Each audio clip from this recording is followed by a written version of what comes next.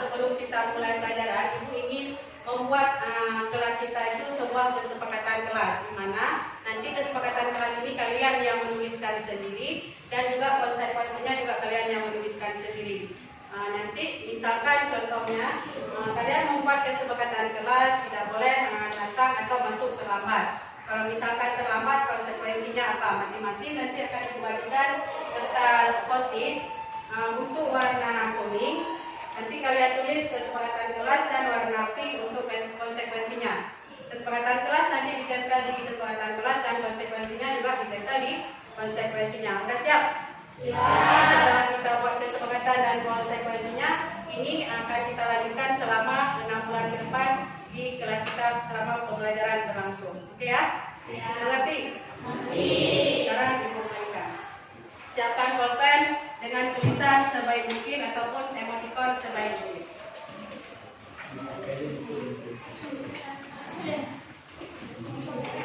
Yang kuning untuk kesepakatan, dan untuk yang pink untuk konsekuensi.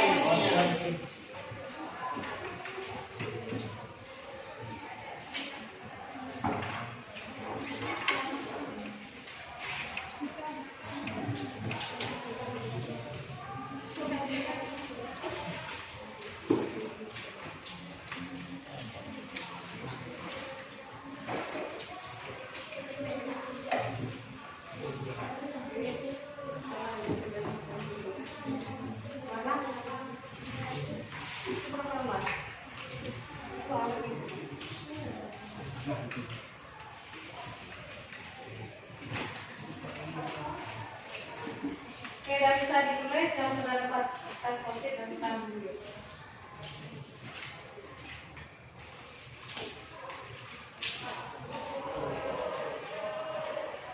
Ini bisa.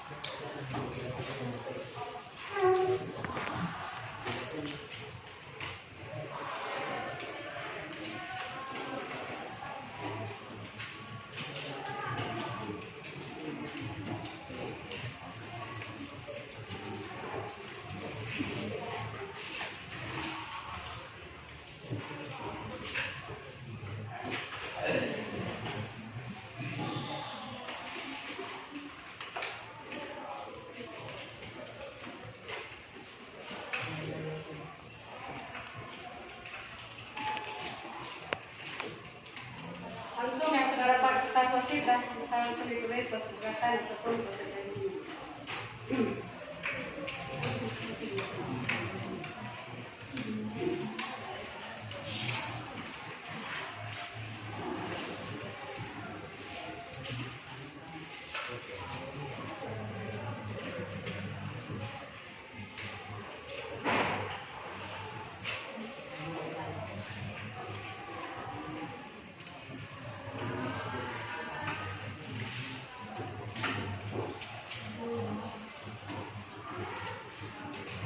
Untuk kesepakatan boleh ditulis 1 ataupun 2 kesepakatan.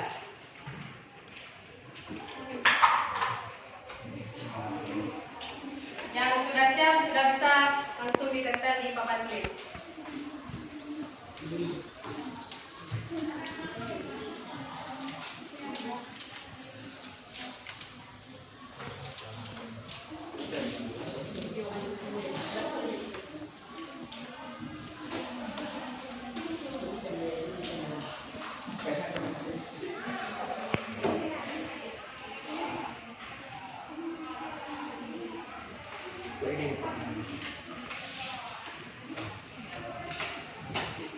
Yang sudah siap langsung bisa ditempel di papan tulis.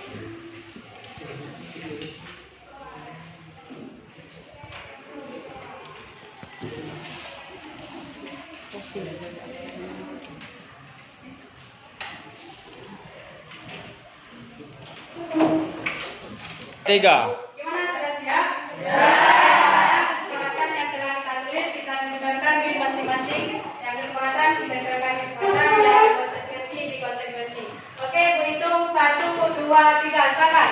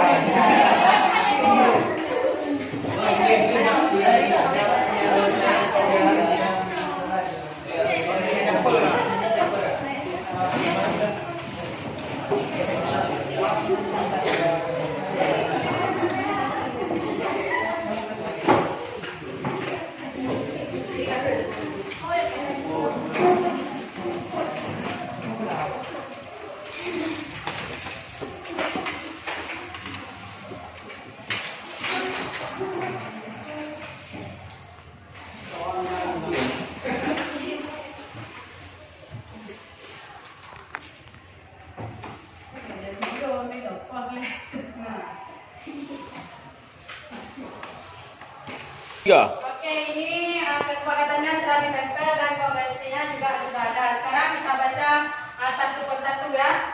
Yang tentang kesepakatan kelas. Kita ambil dari yang pojok kiri. Di sini sudah kalian tulis tentang jika pelajaran TIK usahakan kelas bersih dan rapi. Setuju? Setuju. Ini kira-kira konsekuensinya jika dilanggar kira-kira apa konsekuensinya? Ayo. Dikeluarkan dari kelas. Ini ada dikeluarkan dari kelas, harus mengerjakan piket, apa lagi ini? Harus hafal surat Yasin, kira-kira dengan kesepakatan kelas. Oke, ini ada lagi. Ini nggak habis ibu baca, hanya beberapa saja. Tidak pernah main HP di dalam kelas. Oke, kalau misalkan kedapatan HP pada saat belajar, kira-kira apa konsekuensinya? HP-nya? Kembalikan lagi ya? Oke, selanjutnya tidak boleh memakai sepatu warna-warni. Kira-kira ada yang memakai sepatu warna hijau? Warna hijau atau warna pink? Oke, ini tidak boleh makan di kelas saat ada guru. Kalau misalkan nggak ada guru, kalau ada guru berarti kita harus puasa sebentar ya. Terus dilarang membuat keributan saat pelajaran sedang berlangsung. Sepakat? Sepakat. Ini yang paling banyak nih kesepakatan kelasnya. Tidak boleh terlambat masuk kelas. Kira-kira siapa yang paling sering terlambat masuk kelas semester yang lalu? Tidak ada. Alhamdulillah. Tidak boleh berbicara, tidak. Kita harus menjaga kelas kita bersama. Oke, ini sudah beberapa kesepakatan kelasnya. Kalau konsekuensinya ada menghafal surat pendek. Kalau tidak makanannya diambil. Jika salah satu murid yang memakai seragam hari yang ditentukan, maka dendanya berdiri di lapangan. Cocok? Bisa ini? Ini khusus untuk pelajaran. Ibu mau satu orang membaca kesepakatan kelas dan konsekuensinya. Silakan, siapa yang mau maju? Satu orang aja. Ambil punya sendiri terus dibaca dan konsekuensinya apa? Silakan. Kalau nggak dipanggil boleh juga ya. Ibu mau Wafza Muzaki. Oke, silakan. Mana Wafza? Doa. Oke, silakan Wafza.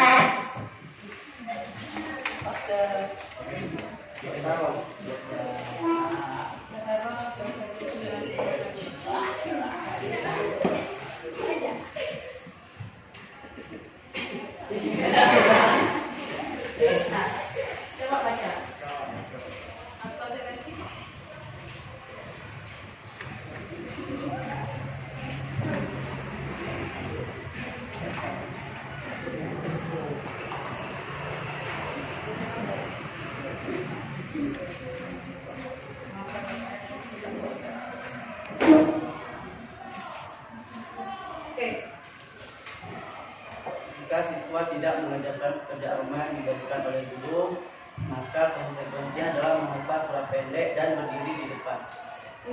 Ini Warza menulis kesepakatan kelasnya. Jika siswa tidak mengerjakan pekerjaan rumah yang diberikan oleh guru, maka konsekuensinya harus menghafal surat pendek dan berdiri di depan. Setuju? Terima kasih. Ibu mau satu lagi yang perempuan ya.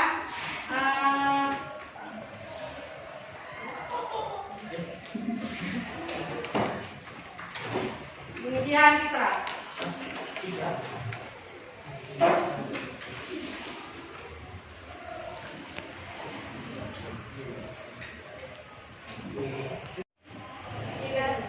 Dilarang meninggalkan kelas tanpa keterangan. Konsekuensinya adalah harus mengerjakan tiket kelas selama seminggu. Setuju? Ini kesepakatan kelasnya dilarang meninggalkan kelas tanpa keterangan. Kalau misalkan ada di antara kita yang meninggalkan kelas tanpa keterangan, maka konsekuensinya harus piket kelas selama seminggu. Setuju kan? Oke, terima kasih Jan. Oke, ini kesepakatannya sudah kita buat sama-sama. Ibu harap bisa menjalankan kesepakatan yang telah kita terapkan bersama. Oke, terus sekarang kita lanjut ke materi pada hari ini.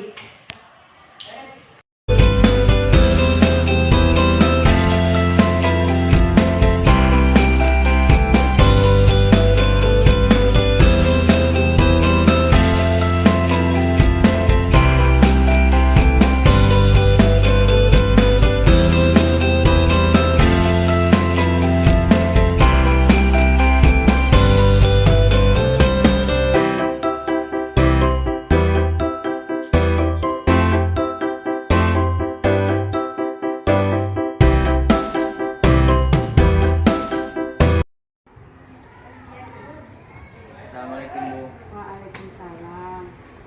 Silakan duduk Ibnu. Gimana hari ini, sehat? Alhamdulillah. Alhamdulillah. Jadi Ibu panggil Ibnu ke sini karena Ibu tadi mendapat laporan dari pihak BK. Katanya Ibnu marah-marah ya setelah HP-nya diambil. Iya Bu, saya kesal. Kenapa kesal? Habis saya sedang tidak main HP dan saya mengerjakan tugas yang diberikan. Oh begitu, wajarlah kalau Ibnu kesal dan marah. Jika Ibu ada di posisi Ibnu, pasti Ibu melakukan hal yang sama. Iya Bu. Lalu apa yang Ibnu lakukan terhadap guru tersebut? Saya marah-marah Bu. Saya meminta HP saya untuk dikembalikan dan saya tidak akan mengerjakan tugas jika HP saya tidak dikembalikan. Oh begitu, pasti Ibnu melakukan tersebut ada alasannya ya? Iyalah Bu, saya kan tidak sedang bermain HP. Oh ya wajarlah kalau kamu merasa marah karena tidak rela HP kamu diambil. Ibu sangat menghargai tindakan kamu yang berbuat buruk daripada itu. Menurut Ibnu, apakah tindakan yang Ibnu lakukan tersebut sesuai dengan keyakinan kelas kita? Tidak Bu. Menurut Ibnu, keyakinan kelas apa yang sudah dilanggar?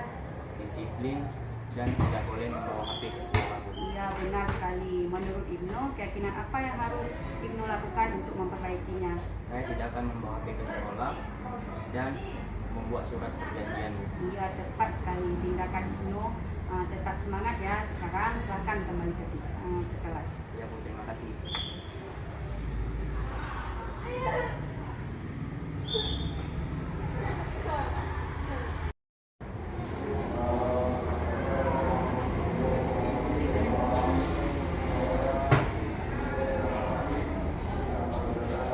Gimana Dinda ini sehat? Ibu panggil Dinda ke sini karena Ibu mendapatkan laporan bahwa Dinda memakai seragam yang tidak sesuai dengan benar. Menurut Dinda, memakai seragam sekolah yang berbeda itu sebuah pelanggaran atau bukan?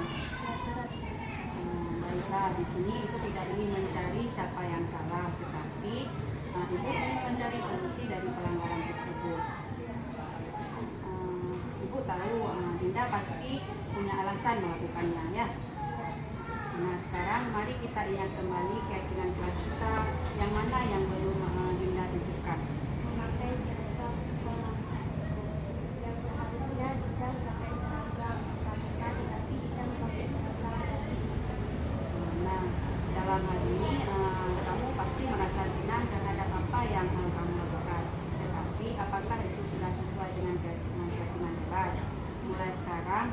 kita selalu mengindahkan keyakinan kelas kita yang sudah kita sepakati. Untuk memperbaiki kesalahan Dinda, apa yang akan Dinda lakukan? Untuk kedepannya, Dinda akan memakai seragam sekolah sesuai dengan keyakinan kelas. Bagus sekali seperti itu. Teruslah menjadi peserta didik yang disiplin dan yang bertanggung jawab ya Dinda. Silakan kembali ke kelas.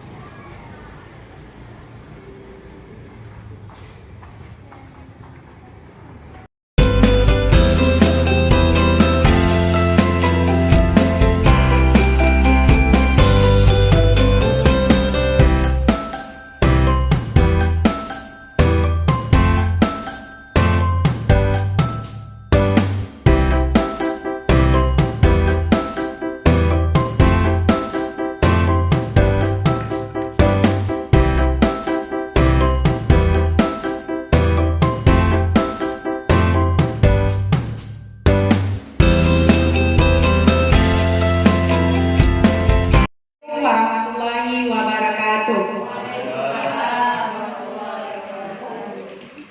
Terima kasih Bapak Ibu atas waktunya. Baik, di sini saya Irmawati SPD sebagai calon guru penggerak angkatan 7 dari SMA N1 Sakti Kabupaten Pidi Provinsi Aceh. Di sini saya ingin berbagi pemahaman dan pengalaman tentang budaya positif di sekolah.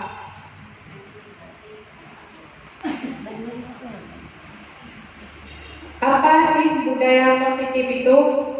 Budaya positif adalah suatu kebiasaan yang bernilai positif atau kebiasaan yang disepakati bersama untuk dijalankan bersama dalam waktu yang lama. Jika kebiasaan positif ini sudah membudaya di sekolah, maka nilai-nilai karakter yang diterapkan akan terbentuk pada seluruh warga sekolah, khususnya para peserta didik.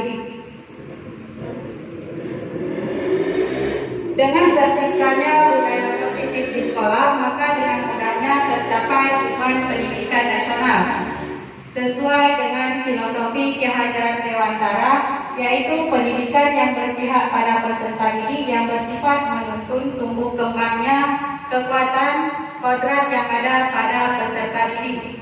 Budaya positif dapat terwujud jika seorang guru memiliki 5 nilai dan peran guru penggerak serta berkolaborasi antar semua warga sekolah.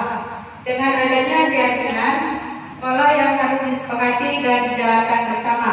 Salah satu perubahan yang diinginkan sesuai dengan visi guru penggerak adalah terbentuknya budaya positif agar terbentuk sekolah yang aman, nyaman serta berpihak pada peserta didik untuk mewujudkan visi guru penggerak tersebut dengan membuat sebuah prakarsa perubahan sesuai dengan filosofi Ki Hajar Dewantara dan profil pelajar Pancasila. Di sini budaya positif itu ada 6. Yang pertama disiplin positif dan nilai-nilai kebajikan. Yang kedua ada teori motivasi, hukuman dan penghargaan serta restitusi. Yang ketiga ada keyakinan kelas. Yang keempat kebutuhan dasar manusia. Yang kelima restitusi 5 posisi kontrol. Dan yang terakhir restitusi segitiga restitusi. Ini ada peta konsep tentang budaya positif yang dimulai dari teori kontrol, ada makna disiplin, teori motivasi, nilai-nilai kebajikan, 5 posisi kontrol guru, segitiga restitusi, dan 5 kebutuhan dasar manusia. Ini ada pernyataan pemantik. Nanti untuk ketiga pernyataan ini akan kita dapatkan jawaban pada pemahaman berikutnya. Yang pertama, apakah hukuman dapat mendisiplinkan anak? Yang kedua, pemberian hukuman dengan hal positif seperti membaca atau membersihkan halaman sekolah dapat meningkatkan disiplin anak, atau memberikan penghargaan dapat meningkatkan motivasi belajar anak. Baik, ini ada pemahaman ataupun penjelasan mengenai budaya positif. Yang pertama tentang disiplin positif dan nilai-nilai kebajikan. Disiplin positif merupakan belajar kontrol diri dengan menggali potensi kita agar tercapai tujuan yang mulia, yaitu sesuatu yang kita lakukan pada orang lain untuk mendapatkan kepatuhan.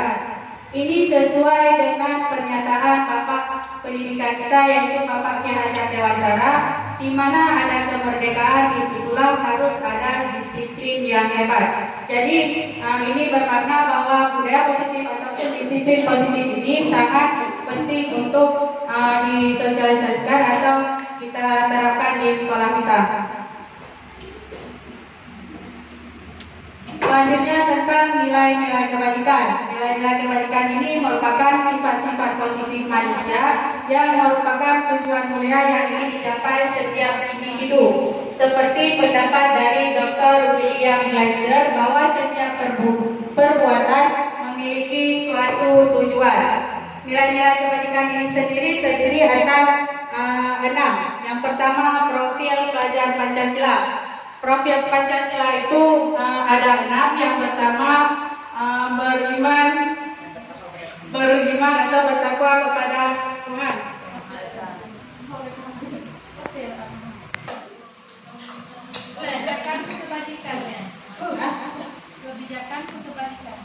Kebajikan.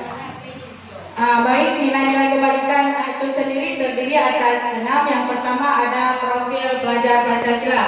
Profil pelajar Pancasila ini juga terdiri dari 6 bagian. Yang pertama, beriman bertakwa kepada Tuhan Yang Maha Esa dan berakhlak mulia. Terus ada mandiri, bernilai kritis, berkebinekaan global, bergotong royong dan kreatif. Yang kedua ada yang namanya sikap murid. Sikap murid ini biasa kita temukan pada saat pembelajaran berlangsung seperti toleransi, rasa hormat, integritas, mandiri, menghargai, antusias, empati, keingintahuan, kreativitas, kerjasama, percaya diri, serta komitmen. Dan selanjutnya ada lagi kebajikan tentang 9 pilar karakter, yaitu yang pertama tentang cinta Tuhan dan segenap ciptaannya, kemandirian dan tanggung jawab, kejujuran atau diplomatis, hormat dan santun, dermawan, suka menolong dan gotong royong, percaya diri, kreatif dan pekerja keras, kepemimpinan dan keadilan, baik dan rendah hati, serta toleransi, kedamaian dan kesatuan. Selanjutnya ada yang namanya keterampilan hidup, yaitu seperti dapat dipercaya, lurus hati, pendengar yang aktif, tidak merendahkan orang lain, serta memberikan yang terbaik untuk diri sendiri. Terus ada 7 petunjuk hidup seperti peduli, penalaran, bekerja sama, keberanian, keingintahuan, usaha, keluasan ataupun fleksibilitas, berorganisasi, serta kesabaran. Dan yang terakhir ada proyek nilai-nilai kebajikan. Itu seperti empati, suara hati, kontrol diri, rasa hormat, kebaikan, toleransi, dan keadilan.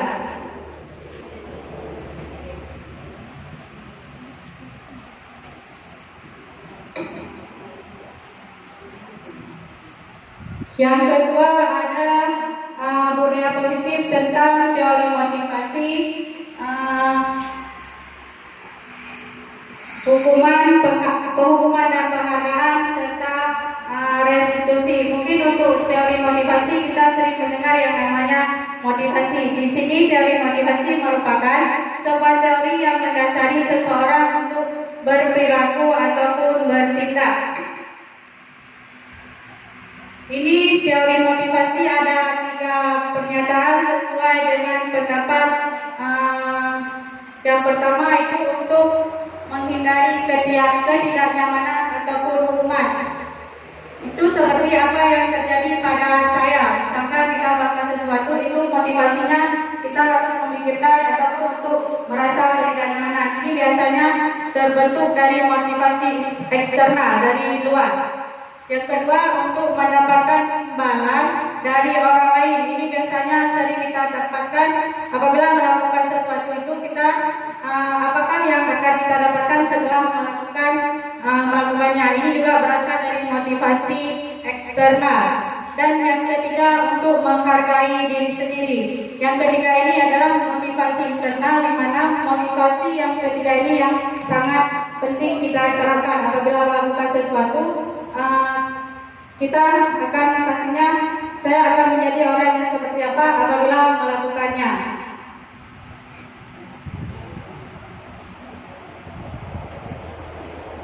Ini ada yang kedua, hukuman dan penghargaan. Ini ada pengertian hukuman, yaitu sesuatu yang menyakitkan dan sifatnya mendadak.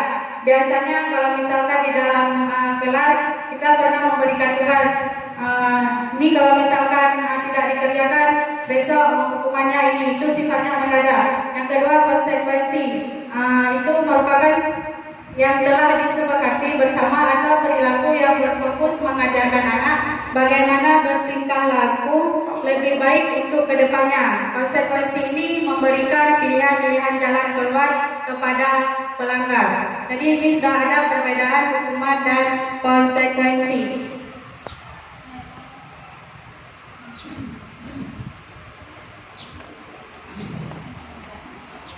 Hukuman adalah bentuk pengendalian perilaku seseorang yang bersifat memaksa dan menyakitkan. Sedangkan penghargaan adalah bentuk pengendalian perilaku seseorang dengan suatu benda yang dapat membuat peserta didik yang merasa tidak mampu akan berhenti berusaha menjadi lebih baik. Ini seperti pernyataan pemantik tadi. Yang pertama, apakah penghargaan itu bisa membuat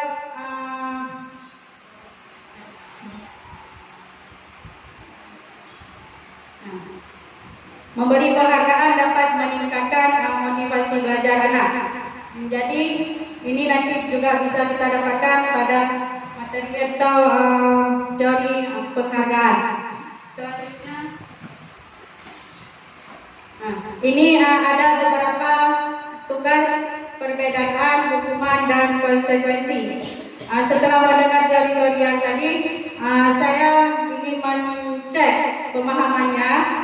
Yang pertama itu apakah suatu hukuman ataupun konsekuensi. Misalkan kita memberikan tindakan mencatat 100 kali di dalam buku kalimat, saya akan terlambat lagi karena terlambat ke sekolah.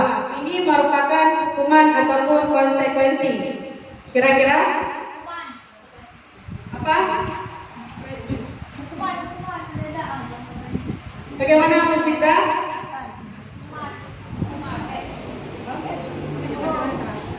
Kira-kira mencatat 100 kali di dalam buku, saya tidak akan terlambat lagi karena terlambat ke sekolah. Ini hukuman atau konsekuensi?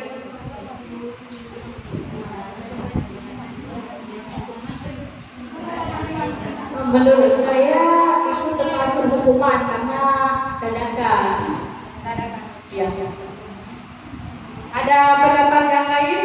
Ini termasuk hukuman atau konsekuensi?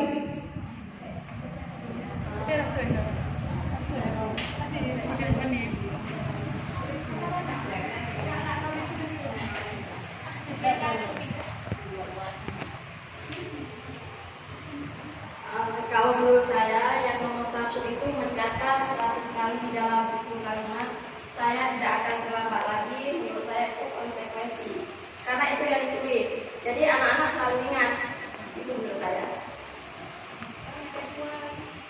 Ya, terima kasih Bu Sita dan Bu Anim. Ini sangat bagus ya, ada perbedaan pendapat, ada yang mengatakan hukuman, ada yang mengatakan konsekuensi. Ini kembali lagi ke pengertian ataupun teori tentang perbedaan hukuman dan konsekuensi, bahwa kalau hukuman itu dilakukan secara mendadak dan memaksa, sedangkan konsekuensi adalah sesuatu yang telah kita sepakati.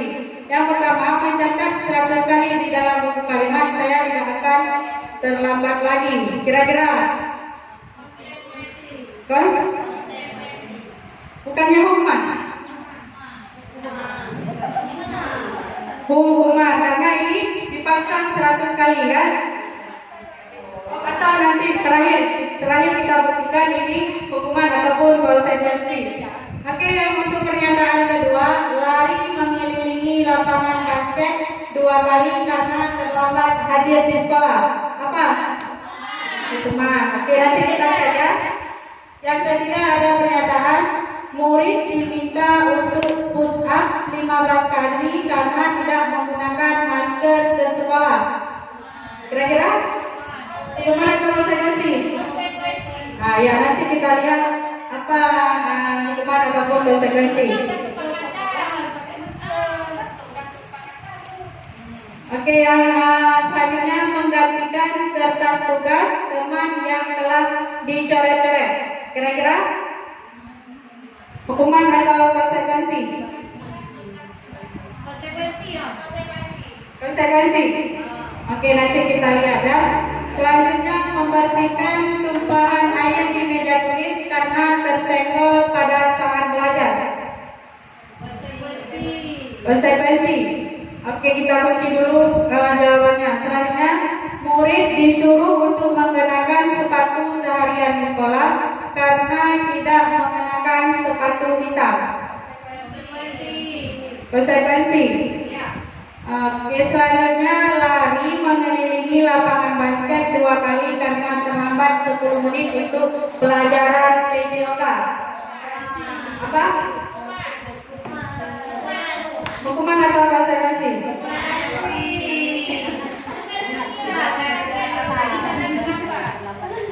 Lari mengelilingi lapangan basket 2 kali karena terlambat 10 menit untuk pelajaran PJOK. Kenapa hukuman? Kenapa konsekuensi?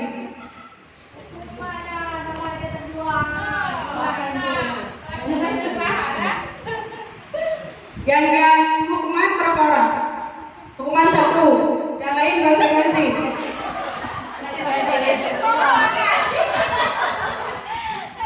Ini kata kuncinya lari 10 menit, lari mengelilingi lapangan basket 10 menit pada pelajaran PJOK. Hah? Perbedaan dengan yang perkataan kedua. Oh, yang terakhir itu konsekuensi karena di pelajaran PJOK ada kejadiannya. Iya, karena ada kata kuncinya pelajaran PJOK. Mungkin ini sudah menjadi kesepakatan mereka. Kalau misalkan telah 10 menit pasti akan mengelilingi lapangan. Oke, kita lihat sama-sama jawaban yang tepat dan benar. Ya, untuk pernyataan pertama itu hukuman, kedua hukuman, ketiga hukuman, keempat konsekuensi, kelima konsekuensi, keenam hukuman, dan yang terakhir konsekuensi. Kira-kira siapa yang benar semua? Mau tanya ya, kenapa bisa hukuman yang nomor 1? Kenapa bisa hukuman yang nomor 1?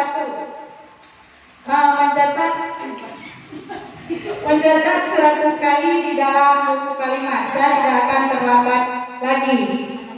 Mungkin pada saat melakukan pelanggaran ini tidak ada kesepakatan ataupun hal yang telah disepakati antara siswa dengan guru. Hukuman ini secara tiba-tiba bisa jadi antara murid si A dengan murid si B beda hukuman yang dijalankan.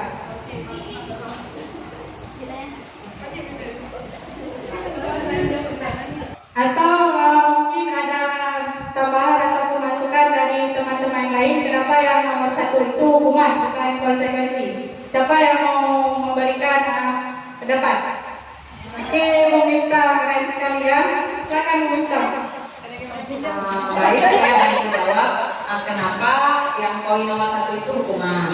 Hukuman itu sifatnya tidak mendidik dan secara tiba-tiba. Misalnya mencatat 100 kali dalam buku kalimat, saya tidak akan terlambat lagi karena terlambat ke sekolah.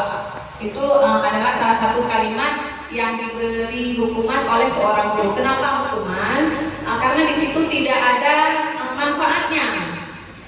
Begitu. Kalau untuk konsekuensi yang namanya konsekuensi adalah misalnya seperti poin nomor 4, menggantikan kertas tugas teman yang telah dicoret-coret.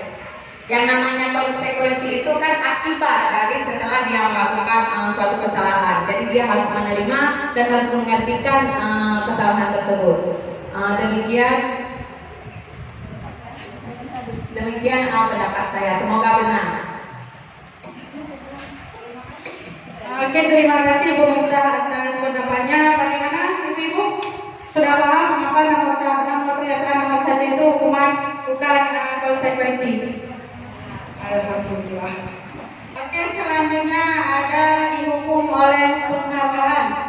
Bahwa penghargaan berlaku sama dengan hukuman dalam arti meminta atau memujuk seseorang melakukan sesuatu untuk memenuhi suatu tujuan tertentu dari orang yang meminta atau memujuk.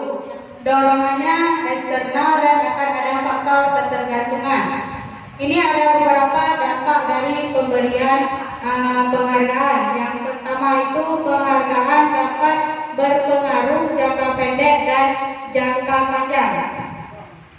Ini maksudnya adalah jika kita mendapatkan penghargaan untuk melakukan sesuatu yang baik, maka selain kita senantiasa berharap mendapatkan penghargaan tersebut lagi, kita pun menjadi tidak menghindari tindakan baik yang kita lakukan. Oke, yang kedua penghargaan menghukum. Penghargaan menghukum ini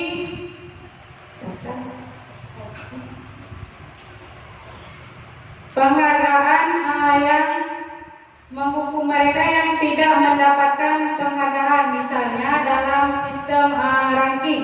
Mereka yang mendapatkan ranking kedua akan merasa paling dihukum, ataupun memberikan penghargaan dan hukuman adalah hal yang sama karena keduanya merupakan mengendalikan perilaku seseorang. Selanjutnya ada penghargaan mengurangi ketepatan. Ini ada beberapa contoh dari riset. Misalkan dalam sebuah percobaan, sekelompok anak laki-laki berusia sekitar 9 tahun diminta untuk melihat gambar-gambar wajah yang ditampilkan di layar, dan mereka harus memberitahukan jika wajah-wajah tersebut sama atau berbeda. Gambar-gambar tersebut hampir sama. Beberapa dari mereka diberi penghargaan dalam bentuk uang pada saat mereka memberikan jawaban benar, sementara sebagian lain tidak. Ini akan menghasilkan bahwa dalam contoh percobaan ini anak laki-laki yang dibayar membuat lebih banyak kesalahan. Selanjutnya ada penghargaan tidak efektif. Ini suatu penghargaan di mana suatu benda ataupun peristiwa yang diinginkan yang dibuat dengan persyaratan hanya jika ada melakukan hal ini maka akan mendapatkan penghargaan yang diinginkan. Selanjutnya ada penghargaan merusak hubungan. Itu misalkan ketika seseorang diberikan penghargaan ataupun dipuji di depan orang banyak, maka yang lain akan merasa iri, dan sebagian dari mereka akan tidak menyukai orang yang diberikan penghargaan tersebut. Ini sering kita jumpai di kelas-kelas, di mana penghargaan itu dapat merusak hubungan. Selanjutnya, penghargaan menurunkan kualitas. Ini ada sebuah pengamatan di mana dilakukan pada sekelompok mahasiswa yang sedang bekerja praktik di sebuah surat kabar universitas. Saat itu mahasiswa tersebut saat itu mereka sedang belajar menuliskan sebuah artikel tentang sebuah judul berita utama. Seiring waktu, mahasiswa tersebut semakin mampu bekerja dengan cepat. Kemudian ada beberapa mahasiswa yang dibayar untuk setiap judul berita utama yang mereka mampu hasilkan. Dan setelah beberapa lama, mahasiswa dibayar ini hasil kerjanya berhenti berkembang. Mereka yang tidak menerima bayaran terus berupaya mengasah diri menjadi lebih baik. Selanjutnya ada penghargaan mematikan kreativitas, di mana murid-murid diminta untuk berpikir mengenai hadiah atau penghargaan yang bisa mereka dapatkan. Bila berhasil menulis sebuah puisi, maka kreativitas kelompok murid ini menjadi berkurang. Selanjutnya ada penghargaan mengurangi motivasi intrinsik. Ini pada saat seseorang anak belajar untuk pertama kali menggabungkan huruf-huruf dan kata serta menyadari bahwa dia dapat membaca, timbul pijar dan matanya dan sebuah senyuman di wajahnya. Selanjutnya ada restitusi. Restitusi ini merupakan sebuah proses menciptakan kondisi bagi murid untuk memperbaiki kesalahan mereka sehingga mereka bisa kembali pada kelompok mereka dengan karakter yang lebih kuat. Restitusi juga merupakan proses kolaborasi yang mengajarkan murid untuk mencari solusi dalam menyelesaikan masalah mereka dan membantu murid untuk berpikir tentang orang seperti apa yang mereka inginkan atau bagaimana mereka harus memperlakukan orang lain. Selanjutnya ada 9 dari ciri-ciri restitusi. Yang pertama, bukan untuk menebus kesalahan, namun untuk belajar dari kesalahan. Selanjutnya, memperbaiki hubungan, tawaran bukan paksaan. Restitusi menuntut untuk melihat ke dalam diri. Restitusi menjadi kebutuhan dasar yang mendasari tindakan. Restitusi ini adalah tanda yang paling baik. Restitusi fokus pada karakter bukan tindakan. Restitusi fokus pada solusi, dan restitusi mengembalikan murid yang berbuat salah pada kelompoknya. Oke, yang ketiga ada budaya positif tentang keyakinan kelas. Ini merupakan sebuah kesepakatan kelas yang disepakati bersama dan berpihak pada kebutuhan peserta didik yang menuntut peserta didik melakukan disiplin positif di kelas serta mengacu pada nilai-nilai kebaikan. Ini ada beberapa contoh penerapan kesepakatan kelas yang pernah saya terapkan di kelas 10 MIPA 1.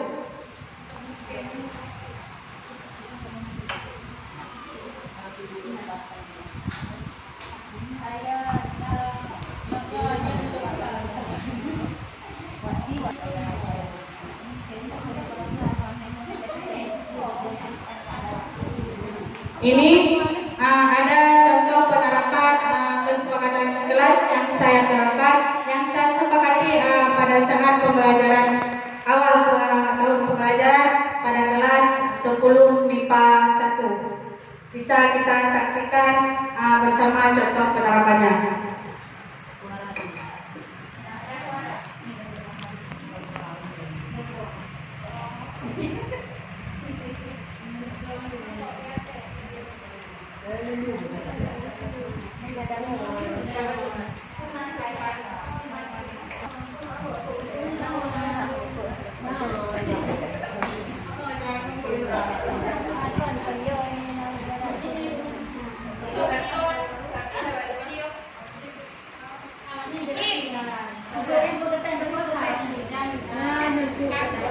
Di dalam video ini saya membagikan kertas post-it untuk peserta didik agar mereka menuliskan kesepakatan apa yang ingin mereka terapkan di kelas pada saat proses pembelajaran.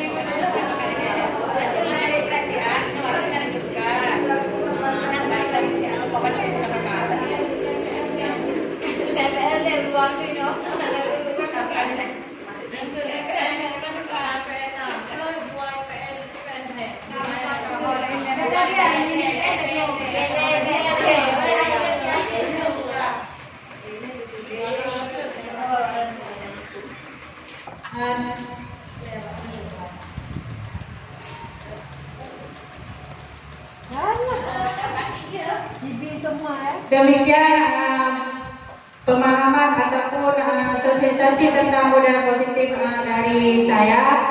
Terima kasih atas waktunya. Saya akhiri. Assalamualaikum warahmatullahi wabarakatuh.